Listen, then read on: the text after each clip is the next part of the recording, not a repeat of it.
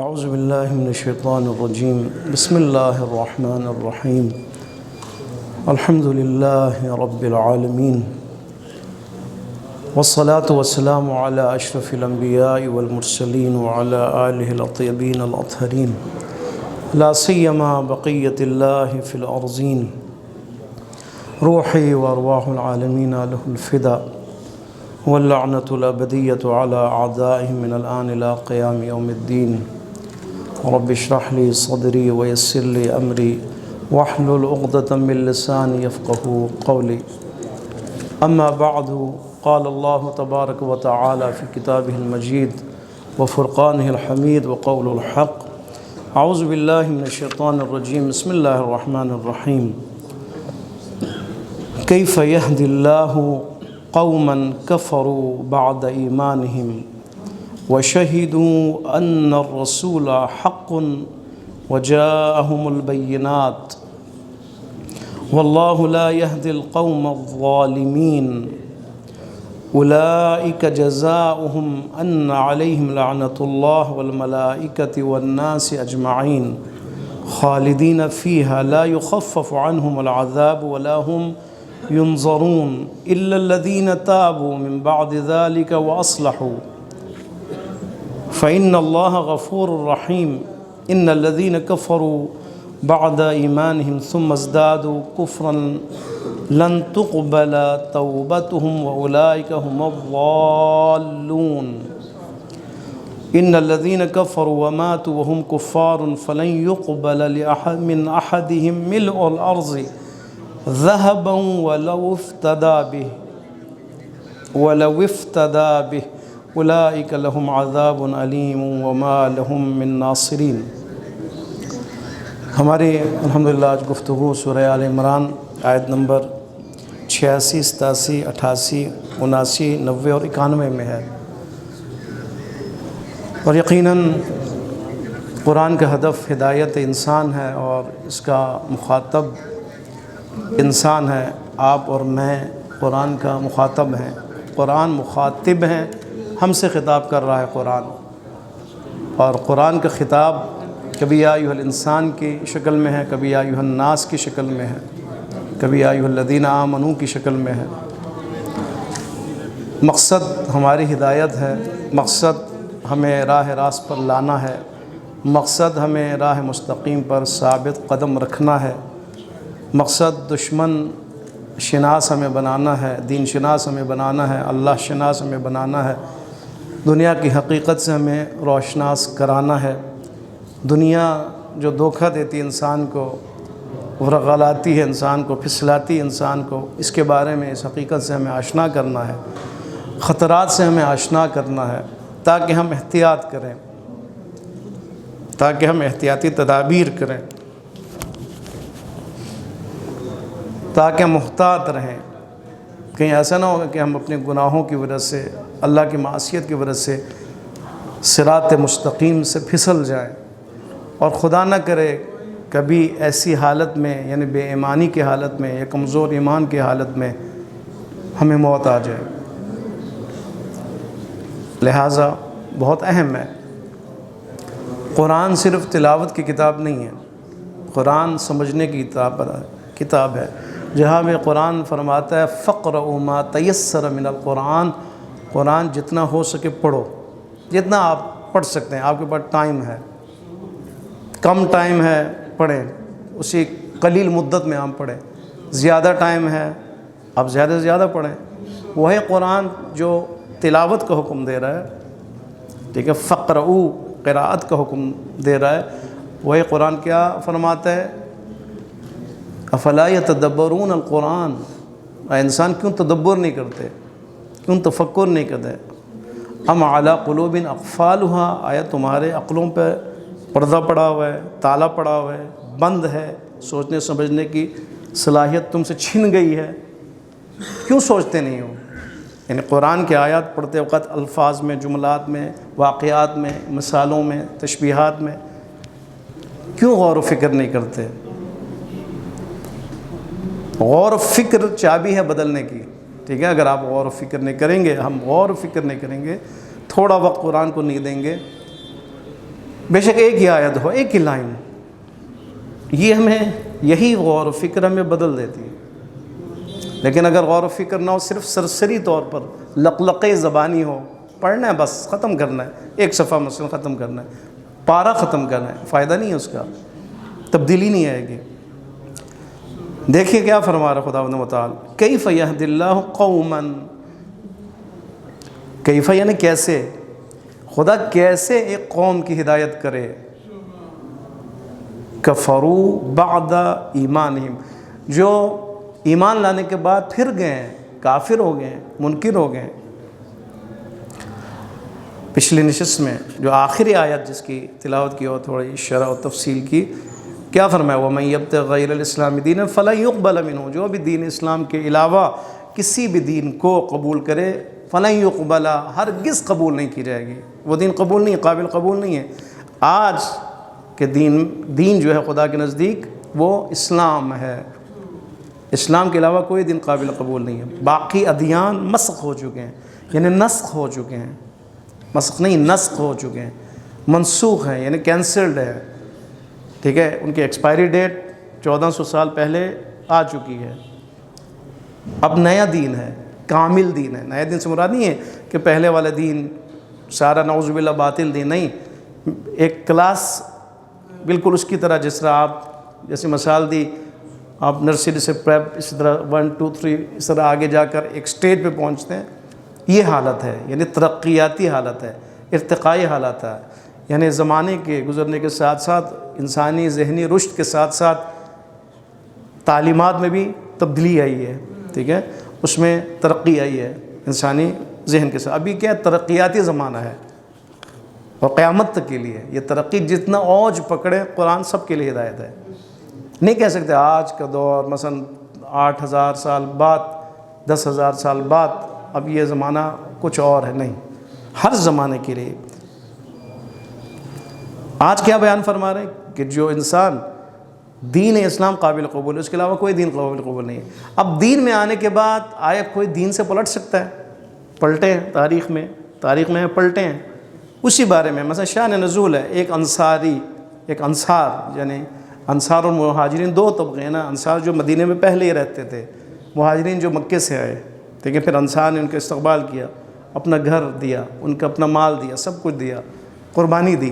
انصار میں سے ایک یعنی حارث ابن سوید نام کا ایک انصار ہے، جس کے ہاتھوں ایک اور انسان کا قتل ہوا، جس کا نام محضر یا محضر ابن زیاد۔ اس کے بعد یہ حارث ابن سوید مدینے سے بھاگتا ہے مکے کی طرف، ٹھیک ہے، کیونکہ اسلام کا قانون قصاص ہے نا، جو قتل کرے گا عمدن اس کو بھی قتل کیا جائے گا۔ یہ بھاگ جاتا ہے مدینے سے مکے کی طرف، وہاں پہنچ جاتا ہے۔ اس کے ساتھ جو 11 مسلمان ہوئے تھے، اس کے اپنے ساتھی سمجھ لیں، وہ بھی بھاگ جاتے ہیں ساتھ، تو یہ کل 12 ہوں گے۔ وہاں پہنچنے کے بعد یہ حارث بن سوید پشیمان ہو جاتا ہے، پریشان بھی ہو جاتا ہے، یہ میں نے کیا کر دیا، ایک تو قتل کیا، خوب اسلام کا قانون لاگو ہونا چاہیے تھا، بے شک مجھے قصاص کیا جائے، اسلامی قانون ہے نا، ایک جرم کی اس کا ظاہر ہے جرم کی سزا ہوتی ہے، یہ میں نے غلط کیا۔ یہاں آ کر اس نے اپنے ایک ایلچی بھیجا، ایک شخص کو بھیجا رسول اللہ کی خدمت میں کہ وہ جائے رسول اللہ صلی اللہ علیہ وآلہ وسلم کی خدمت میں جا کر پوچھے، یا رسول اللہ کوئی توبے کا چانس ہے، میرے لیے کوئی معافی کی ہے کوئی گنجائش، آیا میں دوبارہ اسلام کی طرف پلٹ سکتا ہوں، کیونکہ یہ مرتد ہو گئے تھے، بھاگنے کے بعد اپنے اس سزا کو سے چھٹکارے کے لیے یہ چلے گئے تھے کفر کی طرف، 11 افراد بھی کفر کی طرف چلے گئے۔ یہ پشیمان ہوا، نادم ہوا، اس نے ایک شخص کو بھیجا رسول اللہ کی خدمت میں، گنجائش ہے تو بتائیں۔ بالآخر اس کا توبہ قبول ہوا، لیکن 11 جو افراد تھے وہ اپنے ارتداد پر قائم رہے۔ بعد میں فتح مکہ کے بعد ان میں سے کچھ مسلمان ہوئے۔ بالآخر ارتداد جسے کہا جاتا ہے، مرتد ہونا، اس کی 2 قسمیں ہیں، ایک مرتد فطری ہے، ایک مرتد ملی ہے۔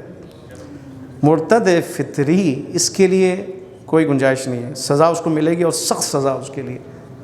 مرتد ملی کے لیے سزا میں تخفیف پائی جاتی ہے۔ مرتد فطری سے کیا مراد ہے؟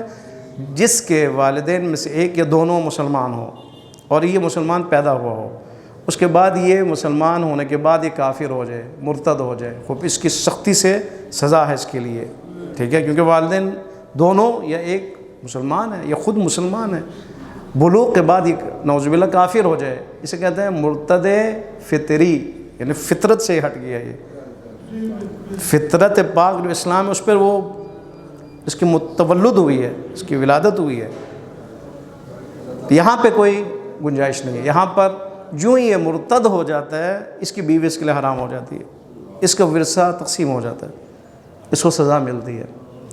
لیکن ایک مرتد ملی ہے، جیسا ہندو ایک مسلمان ہو جائے پھر کافر ہو جائے، ایک سکھ، ٹھیک ہے، جو پہلے نہ اس کا ماں باپ نہ اس کا باپ میں سے کوئی مسلمان نہیں ہے، ماں باپ بھی غیر مسلمان، یہ بھی غیر مسلمان ہو گیا، تھوڑی دیر بعد کافر ہو گیا۔ خوب اس میں اور اس میں فرق ہے نا، اسے کہتے ہیں مرتد ملی۔ اگر یہ مرتد ہو جائے یعنی کفر کی طرف پلٹ جائے، یہاں پہ گنجائش ہے، توبہ کی گنجائش ہے۔ ظاہراً لگتا ہے کہ یہ مرتد ملی کی بات ہو رہی ہے، یعنی جو ارتداد یہاں پہ ظاہر ہو رہا ہے یہ مرتد ملی ہے، لیکن اس میں دوبارہ دیکھنے کی گنجائش ہے کہ یہاں آیا اس کے مراد یہ ہے یا کوئی اور ہے، لیکن ہم ظاہراً مرتد ملی ان کو تصور کریں گے۔ فرماتے کیف یہدی اللہ، خدا کیسے ہدایت فرمائے ایسی قوم کی، مثلا آپ ذہن میں رکھیں یہ 11-12 بندے، یہ 11 جو کفروا، جنہوں نے کفر اختیار کیا بعد ایمانہم، اپنے ایمان کے بعد، وشہدوا، جبکہ یہ گواہ تھے، جبکہ یہ دیکھ رہے تھے، جبکہ یہ وٹنس تھے، ان الرسول حق، رسول حق ہے، رسول اللہ کی حقانیت کے بارے میں گواہ تھے، وجاءہم البینات، اور یہ بھی ان کو پتا تھا کہ رسول اللہ ان کے پاس بینات آئے ہیں، معجزات آئے ہیں، انہوں نے معجزات کو اپنی آنکھوں سے دیکھا ہے، ٹھیک ہے، ٹھوس دلائل اپنے آنکھوں سے دیکھا ہے، جو اسلام نے جو باتیں کی ہیں، دلائل پیش کیے ہیں، شواہد پیش کیے ہیں اپنے حقانیت پر، ٹھیک ہے، وہ ان کو پتہ ہے، یہ بینات ان تک پہنچی ہیں، ان تک آئی ہیں، یہ پیغام ان تک آئے ہیں، لیکن اس کے باوجود کفروا بعد ایمانہم واللہ لا یہدی القوم الظالمین، خدا نے ان کو ظالم قرار دیا ہے۔ خدا کیا فرما رہا ہے؟ اللہ ظالموں کی ہدایت نہیں فرماتا، ظالم ہے یہ۔ کیسے ظالم ہے؟ خوب ظالم کسے کہا جاتا ہے؟ یعنی جہاں پہ ظلم ہو اس کے مقابلے میں عدل و انصاف ہے، ٹھیک ہے، ظلم کے مقابلے میں عدل ہے، انصاف ہے۔ یہ ظلم کبھی ممکن ہے ہم اپنے نفس پہ کریں، کبھی معاشرے پہ کریں، افراد پہ کریں، کبھی ممکن ہے ہم اپنے آپ پر انصاف کریں، اپنے آپ کو انصاف دیں، کبھی ہو سکتا ہے اپنے آپ کو انصاف دے انسان، جی اگر آپ اور میں اپنے آپ کو انصاف دیں، اپنے اوپر ظلم نہ کریں، خوب ظالم نہیں ہے۔ انصاف دینے سے کیا مراد ہے؟ حق دیں، یعنی اگر کوئی جج کسی کو انصاف دے رہا ہے، ظلم نہیں کرتا، تو کیا مراد ہے؟ اس کو اس کا حق دے رہا ہے، سمانا۔ اگر آپ کسی کو حق دیں، اس کا جو اس کا حق بنتا ہے، چاہے وہ پیسوں کی صورت میں ہو، چاہے وہ کسی اور صورت میں ہو، تو آپ اس کے ساتھ انصاف کر رہے ہیں، اس کو حق دے رہے ہیں۔ فرمائیں یہ جو لوگ ایمان لانے کے بعد کفر جنہوں نے اختیار کیا، یہ ظالم ہے۔ کیوں ظالم ہے؟ اپنے آپ پہ انہوں نے اپنے ساتھ انصاف نہیں کیا، انہوں نے اپنے اوپر ظلم کیا، یعنی کہ اپنا حق اپنے آپ کو نہیں دیا، اپنا حق نہیں دیا۔ اپنا حق کیا ہے؟ دین شناسی اس کا حق ہے، اس کا حق ہے کہ وہ دین کو سمجھے، دین کو پہچانے، اس کا حق ہے، اس کا حق ہے وہ معصیت سے دور رہے، اس کا حق ہے، اس کا حق ہے کہ خدا کی رضایت وہ جلب کرے، اس کا حق ہے، ٹھیک ہے نا۔ وہ اپنے آپ کو یہ حق دے کہ وہ اسلام پر ڈٹا رہے، ثابت قدم رہے۔ اگر وہ ثابت قدم رہے تو وہ کیا ہے؟ منصف ہے، انصاف کرنے والا ہے، ظالم نہیں ہے۔ یہ جو مرتد ہو رہے ہیں کون ہے؟ ظالم ہے، کہ انہوں نے اپنے آپ کو بھی انصاف نہیں دیا، اپنے معاشرے کو بھی انصاف نہیں دیا، ڈبل جرم کیا انہوں نے، اس لیے سخت سزا ان کی، ٹھیک ہے۔ آپ کے ذہن میں ممکن سوال ہو، اتنی بڑی سخت سزا، مرتد ہو جائے، واجب القتل، قصاص، اگر وہ مرتد اگر فطری ہو، اتنا سخت، ہاں سخت سزا ہے، اس لیے کہ اپنا حق جو خدا نے اس کو دیا ہے اور اس کے پیچھے عقل اور شعور موجود ہے اور نبیوں کی محنتیں شامل ہے، ضائع کر رہا ہے، وہ رسول کا حق ضائع کر رہا ہے، اللہ کا حق ضائع کر رہا ہے، اور جو اس کا اپنا حق ہے، ہدایت اس کا حق ہے، اس ہدایت کو ضائع کر بیٹھا ہے اور وہ ضلالت کی طرف گئے، اس سے بڑا ظالم کیا ہو سکتا ہے؟ جی اسی لیے شرک ظلم عظیم ہے، مشرک ظالم ہے۔ اور آپ تھوڑا سا اور نیچے آ جائیں، ہر وہ شخص جو گناہ کرتا ہے، معصیت کرتا ہے، وہ ظالم ہے۔ کیوں ظالم ہے؟ حق نہیں دے رہا، اللہ کو اس کا حق نہیں دے رہا، دین کو اس کا حق دیتا ہے۔ حق کا دین کیا ہے؟ اس پر عمل ہو، نہیں کر رہا، عمل نہیں کر رہا، ریڈ لائن کراس کر رہا ہے، ظالم ہے۔ اپنے آپ کو اس کا حق نہیں دے رہا، اپنے آپ کو بچانا، نجات دینا حق ہے یا نہیں ہے؟ آپ بتائیں، آپ اپنے آپ کو ایک تھوڑا زخم دے سکتے ہیں؟ نہیں دے سکتے۔ جو اپنا آپ کو ایک زخم دے وہ ظالم ہے۔ خودکشی کوئی کر سکتا ہے، اپنی جان لے سکتا ہے، ممنوع ہے، کیوں؟ اس کی اپنی جان نہیں ہے، اللہ کی امانت ہے، جسم اللہ کی امانت ہے، جو خون اس کے جسم میں دوڑا وہ اللہ کی امانت ہے، جو آنکھیں اللہ نے اس کو عطا کی وہ اللہ کی امانت ہے، جو عقل و شعور اس کو دی وہ اللہ کی امانت ہے۔ ان کو حق دیں، یہ جو امانت ہے، یہ جو جسم ہے، یہ جو شعور ہے، جو عقل اس کو دی ہے، یہ سارے امانت الہی ہے۔ حق کیا ہے خدا کا؟ ان کو محفوظ رکھے، اس شعور کو محفوظ رکھے، اس بصیرت کو محفوظ رکھے، اور دین پہ جب وہ چل رہا تھا وہ اس چلنے کو یعنی ثابت قدمی کو محفوظ رکھے۔ اگر پھسل جائے ظالم ہے۔ کیوں پھسلنے دے یہ انسان اپنے آپ کو؟ کیوں شیطان کے نرغے میں آ جائے، حملات کی زد میں آ جائے؟ یہ ظالم ہے۔ اسی لیے دیکھیں واللہ لا یہدی القوم الظالمین، فرمایا کہ اللہ ہدایت نہیں فرماتا قوم ظالمین، کیونکہ یہ ظالم ہیں، اپنے آپ کو اس حق سے محروم کیے، ہدایت کے حق سے محروم کیے، دین اسلام جو ان کا حق ہے اس کو اپنے آپ کو اس سے محروم کیا ہے۔ لا یہدی، خدا ان کی ہدایت نہیں کرتا۔ آیا خدا ہدایت نہیں کرتا؟ خدا تو ہدایت تو خدا کے پاس ہے، یعنی مراد یہ کہ خدا ہدایت نہیں کرتا یعنی وہ اس قابل ہی نہیں رہے، اس قابل ہی نہیں رہے، یعنی خدا نے ہدایت سے اپنا ہاتھ اٹھا لیا ہے۔ اس باپ کی طرح کہ جو باپ اپنے بیٹے کو سمجھاتا ہے بیٹا سیدھے ہو جاؤ، سدھر جاؤ، ایک دفعہ سمجھایا، دوسری دفعہ سمجھایا، تیسری دفعہ سمجھایا، دیکھا یہ بگڑ گیا ہوا ہے، صحیح ہونے کے لیے تیار نہیں ہے۔ ایک دفعہ باپ اپنا ہاتھ ہٹا لیتا ہے، رشتہ توڑ لیتا ہے، بات بھی نہیں کرنا پسند کرتا، بلانا بھی پسند نہیں کرتا، یہ سب سے بڑی سزا ہوتی ہے۔ ٹھیک ہے، باپ کی شفقت سے ایک اولاد محروم ہو جائے اور باپ کی ہدایت سے محروم ہو جائے، یہ سخت سزا ہے اگر وہ سمجھے تو۔ ہاں ممکن ہے وہ اتنا بگڑ جائے کہ اب میری آزادی ہو گئی، نہیں، سخت سزا ہے۔ خداوند متعال جب کسی سے ہاتھ اپنا ہدایتی ہاتھ اٹھا لیتا ہے سخت سزا ہی ہے۔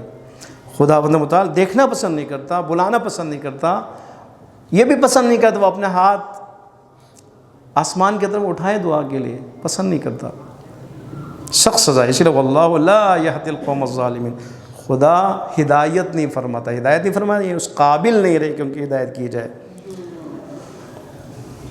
اولئک یہ وہ لوگ ہیں جزاؤہم جن کی جزا کیا ہے؟ ان علیہم لعنت اللہ، یہ لعنت اللہ ان کے اوپر اللہ کی لعنت ہے، والملائکۃ ملائکہ کی لعنت ہے، والناس اجمعین کل انسانوں کی لعنت ہے ان کے اوپر۔ لعنت کسے کہا جاتا ہے؟ لعنت یعنی دور کرنا کسی چیز کو، لعنت یعنی دور کرنا اپنے آپ کو، لعنت یعنی نفرت۔ جب اس کی نسبت اللہ سے دی کہ خدا لعنت فرما رہا ہے یعنی اپنی رحمت سے دور فرماتا ہے۔ جہاں پہ رحمت خدا سے انسان دور ہو جائے کچھ بھی نہیں رہتا، کچھ بھی نہیں رہتا، یعنی خدا اپنی مہربانی ہٹا دے کیا رہ گیا؟ رحمت ہٹ جائے تو غضب آ جاتا ہے۔ ٹھیک ہے، جب تک رحمت ہے سزا نہیں ملتی، توبہ کا دروازہ کھلا ہوا ہے، خدا مہربان ہے، بخشش فرماتا ہے، حوادث سے محفوظ رکھتا ہے۔ لیکن جب خدا اپنی مہربانی ہٹا لے اور مہربانی کی جگہ لعنت آ جائے تو اس کے بعد پھر کچھ بھی نہیں رہتا، سکون نہیں رہتا، برکت نہیں رہتی۔ لہٰذا جب اللہ کی لعنت ہے اس سے مراد ہے اللہ اپنی رحمت سے اپنی مہربانی سے انسان کو دور کر دیتا ہے، یعنی غضب آ جاتا ہے اس کی جگہ پر، سزا آ جاتی ہے اس کی جگہ پر، خدا کا غصہ آ جاتا ہے اس کی جگہ پر۔ جب یہ نسبت آ جائے، کیونکہ یہاں پر ملائکہ نے بھی لعنت بھیجا ہے، اور تمام انسانوں کی لعنت ان کے اوپر جب آ جائے تو اس سے مراد کہ نفرت، یعنی ملائکہ نفرت کرتے ہیں، وہ ملائکہ جو انسان مومن اور متقین کے لیے مغفرت کی دعا کرتے ہوئے نظر آتے ہیں، جب وہی ملائکہ اور فرشتے نفرت کرنے لگیں، آپ بتائیں اس کی کیا زندگی ہوگی؟ اللہ اپنی نظریں رحمت ہٹا لے، فرشتے نفرت کرنے لگیں، پوری انسانیت جو بگڑی نہیں ہے، مومن لوگ، مومن انسان اس سے نفرت کرنے لگیں، با ایمان لوگ اس سے نفرت کرنے لگیں، کیا رہ گئی ہے؟ اس لیے فرمایا کہ بہت خطرناک ہے ارتداد، یعنی ایمان سے ہٹ جانا، کفر کی طرف جانا، یہ لعنت کا مستحق ہے انسان، نہ صرف اللہ بلکہ ملائکہ بھی، اور ہر انسان مومن وہ جو اپنی فطرت پر قائم ہے وہ بھی لعنت بھیجتا ہے، نفرت کا اظہار کرتا ہے، اپنے سے دور کرتا ہے۔ ممکن ہے ڈاکو اور کرپٹ لوگ اس کو اپنے آغوش میں لے لیں، لیکن یہ نہ سمجھے کہ اس کی عزت بحال ہوگی، نہیں۔ ممکن ہے امریکہ اس کو اپنی گود میں لے لیں، لیکن وہ نہ سمجھے وہ بڑا انسان ہے، نہیں۔ یہ دیکھیں کہ مومن اس کو پسند کرتے نہیں کرتے، فرشتوں کی دنیا میں، سماوات میں، عرش پر اس کی کیا حیثیت ہے، یہ بات اہم ہے، ٹھیک ہے؟ شہرت اصل وہاں ہے عرش پر۔ ایک مومن کی جو شہرت ہوتی ہے وہ زمین پہ شاید وہ گمنام ہو، لیکن عرش پر وہ مشہور انسان ہوا کرتا ہے، عرش پر غوغا ہوا کرتا ہے، عرش پر اس کا نام لیا جاتا ہے، فرشتوں میں اس کا نام لیا جاتا ہے، یہ دیکھو یہ انسان ہے، جوان ہے، غیر معصوم ہے، لاہور میں ہے، فلاں شادمان میں ہے، فلاں جگہ پر ہے، کتنا متقی ہے، اپنے ایمان پر قائم ہے، اپنی ثابت قدمی پر قائم ہے، پھسلنے نہیں دیتا، اپنے ایمان کو مضبوط سے مضبوط تر کرتا جا رہا ہے، قرآن کو کھولتا ہے اور نجات کے لیے کھولتا ہے، ہدایت کے لیے کھولتا ہے، اور وہ لڑ رہا ہے شیطان سے، اپنے نفس سے لڑ رہا ہے، دیکھو ایک ایسا انسان ہے، فخر کرتے ہوئے نظر آتے ہیں فرشتے۔ لیکن یہاں پر کیا ہے؟ نہیں، ان علیہم لعنت اللہ والملائکہ والناس اجمعین خالدین فیہا، خالدین فیہا یعنی اس لعنت میں ہمیشہ رہیں گے، کبھی نہیں ہوگا کہ انسان مومن اس کو اچھا سمجھنے لگے، فرشتے اس کو جو ہے نا نفرت ان کے لیے ختم ہوتا نظر آئے، نہیں، کبھی نہیں ہوگا، اور اللہ اپنی نظر رحمت اس پر لانا شروع کر دے، ممکن ہی نہیں ہے۔ خالدین فیہا، جب تک ارتداد قائم ہے، جب تک ایمان سے پھرا ہے، لعنت قائم رہے گی۔ خالدین فیہا لا یخفف عنہم العذاب، عذاب میں نرمی نہیں ہوگی، دنیا میں اس کے لیے جو عذاب بے سکونی ہے اس کے لیے، آخرت میں جہنم کی آگ ہے، برزخ میں بھی اس کے لیے آگ ہے، لعنت ہمیشہ کے لیے ہے، عذاب ہمیشہ کے لیے ہے، لا یخفف، تخفیف نہیں ہوگی، عذاب میں ہلکا نہیں ہوگا، نہیں ہوگا ایک وقت آیا مثلا 1000 سال جہنم میں رہا، پھر اس کے بعد اس کو جنت کی طرف، یا اس کے لیے ہوا کا جھونکا آیا، اس نے کہا واہ، نہیں، لا یخفف عنہم العذاب ولا هم ینظرون، ان کو مہلت نہیں دی جائے گی، کوئی مہلت نہیں دی جائے گی، یعنی ان کے لیے کوئی مہلت نہیں کہ دوبارہ پلٹ آئے۔ اب دیکھیں الا الذین تابوا من بعد ذلک واصلحوا، خدا رحمان و رحیم ہے نا، اگر ارتداد یا مرتد ملی ہے، فطری نہیں ہے، تو وہاں پہ توبے کی گنجائش ہے،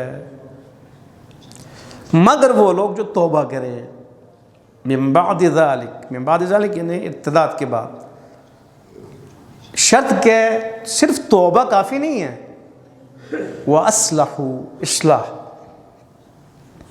جبران کرے گا وہ، یعنی جو کوتاہیاں ہوئی ہیں اس کو جبران کرنا ہے، اس کے بدلے میں نیک اعمال انجام دینا ہے، اس کے بدلے میں خون پسینہ بہانا ہے، اس کے بدلے میں اس نے کیا کرنا ہے؟ مضبوط ہونا ہے۔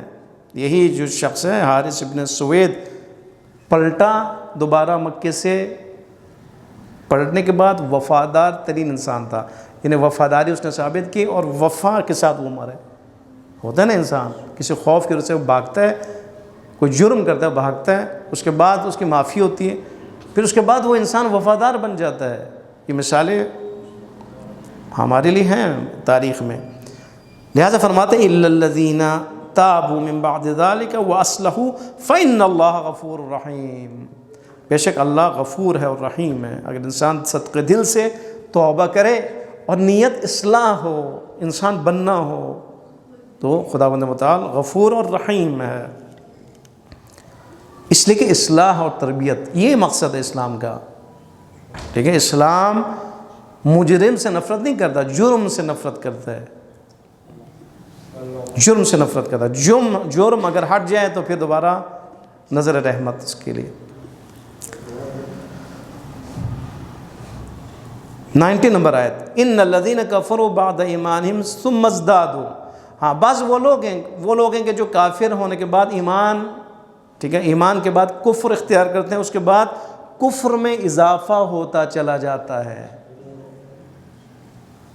بگڑتے چلے جاتے ہیں، دشمنی میں تیزی ہوتی چلی جاتی ہے، اسلام کے ساتھ ضدیت میں اضافہ ہوتا چلا جاتا ہے۔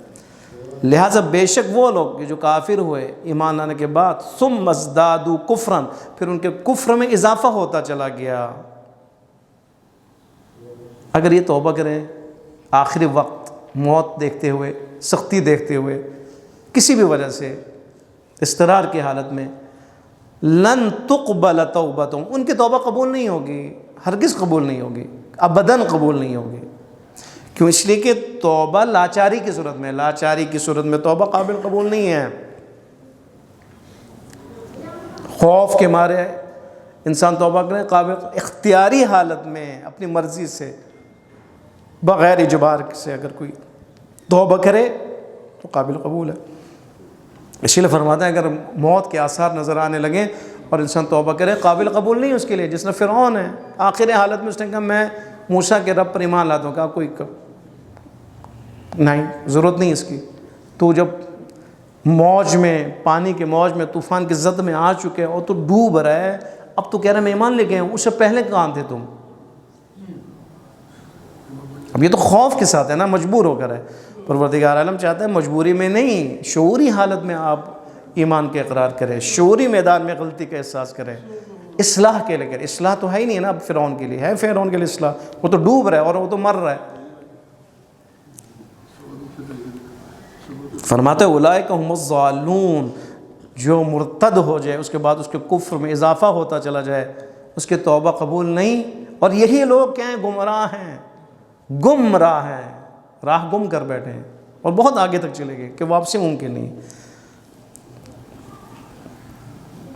جس طرح انہی 11 میں سے وہ افراد بھی تھے جو کہ بالکل انہوں نے کہا کہ ہم جو ہے نا اے حارث تو جا، بے شک تو ایمان لے کے، لیکن ہم اپنے اس ضدیت پر باقی رہیں گے، ہم رسول اللہ صلی اللہ علیہ وسلم کے نعوذ باللہ خلاف ڈٹے رہیں گے یہاں تک کہ رسول اللہ ہار نہ مان لیں، اگر بالفرض جیت جائیں توبہ کا دروازہ تو کھلا ہوا ہے نا۔ یہ تھی ان کی نیت۔ آیت اللہ مکارم شہزاد نے اپنی تفسیر میں یہ بیان کی ہے، ان کے ذہن میں یہ تھا کہ آپ چلے جائیں، ہم ادھر رہیں گے، خوف ہے، دیکھتے ہیں حالات کیسے ہیں، حالات کہاں تک پہنچتے ہیں، رسول اللہ مثلا نعوذ باللہ مدینہ میں بھی شکست کھا جائیں گے تو ہم آ جائیں گے، نہ ہے تو بالآخر توبہ کا دروازہ تو کھلا ہے۔ خدا نے فرمایا نہیں، توبہ کا دروازہ نہیں کھلا ہوا ایسے لوگوں کے لیے۔ لن تقبل توبتہم اولئک هم الضالون، ضالون ہے، گمراہ ہو تم۔ ان الذین، آخری آیت کانو، ان الذین کفروا، وہ لوگ جو کافر ہوئے، وماتوا، کفر کی حالت میں مر گئے جو، ہاں ان کا کیا ہوگا؟ وہم کفار، کفر کی حالت میں وہ مر گئے، فلن يقبل من احد ملء الارض، اب مثلا یہ مر گئے، مرنے کے بعد آخرت میں پہنچے، آخرت میں یہ چاہتے ہیں ہمارے نجات ہو جائے، وہاں تو نجات ہر کوئی چاہتا ہے نا، اپنی اصلیت و حقیقت کو دیکھتا ہے، دیکھتے بعد وہ کہتے ہیں کاش ہمارے پاس پوری زمین سونے سے بھری ہوئی ہو، مثلا ان کے پاس ہے، مثلا کرپشن کے پیسے ہیں، چوری کے پیسے، ڈاکے کے پیسے، بہت، ہم وہ پوری دنیا دینے کے لیے تیار، ہمیں نجات دو، ہمیں جہنم کی آگ سے نجات دو۔ فرماتے کبھی بھی نہیں ہو سکا، پوری دنیا کو بھی تم فدیے کے طور پر دینا چاہو، کفارے کے طور پر دینا چاہو، قابل قبول نہیں ہوگا۔ جو کفر کی موت مرے ان کے لیے، ان الذین کفروا، وہ لوگ جو کافر ہوئے یقیناً، وماتوا، اور ان کی موت واقع ہوئی ہے، وہم کفار، کافر تھے وہ، فلن يقبل من احدہم، ان میں سے کسی کی، ٹھیک ہے، قبول نہیں کیا جائے، کیا قبول نہیں کیا جائے؟ ملء الارض ذہبا، یعنی زمین سے پر سونا، پوری کائنات پر ہو جائے سونے سے، یہ اگر وہ وَلَوْ افْتَدَىٰ بِهِ، فدیے کے طور پر، کفارے کے طور پر دینا چاہیں کہ اے خدا ہمیں معاف کر دیں، یہ آپ لے لیں، ہمیں جنت میں بھیج دیں، جہنم کی آگ سے ہمیں نجات دیں، لَن يُقْبَلَ، قبول نہیں کیا جائے گا۔ اتنی بڑی سزا، اتنا بڑا جرم ہے تمہارے لیے، جو کرنا تھا وہاں بھی کرنا چاہیے تھا نا، لیکن اب کفر کے بعد، ایمان کے بعد کفر کے بعد اسی کفر کے ساتھ موت واقع ہوئی ہے۔ اولئک لہم عذاب علیم، یہی لوگ ہیں کہ جن کے لیے دردناک، درد رکھنے والا عذاب ہے ان کے لیے۔ وما لہم من ناصرین، ان کے لیے کوئی بھی ناصر نہیں ہوگا، شفیع نہیں ہوگا، شفاعت بھی ان کے لیے نہیں ہے، حرام ہے شفاعت ان کے لیے۔ ٹھیک ہے، یہ مرتدین کے لیے جو کفر کے ساتھ مرے ان کے لیے شفاعت بھی نہیں، کسی قسم کی شفاعت، کوئی کرنا بھی چاہے تو کوئی خدا قبول نہیں فرمائے گا، شفاعت اللہ کے ہاتھ میں ہے۔ لہٰذا بہت اہم ٹاپک ہے ہدایت، اور ہدایت پہ باقی رہنا انسان کے لیے امتحان ہے، اور وہ لوگ کہ جو ہدایت سے ہٹ جاتے ہیں، نعوذ باللہ کفر کی طرف چلا ہے، ان کے لیے خطرناک سزا ہے۔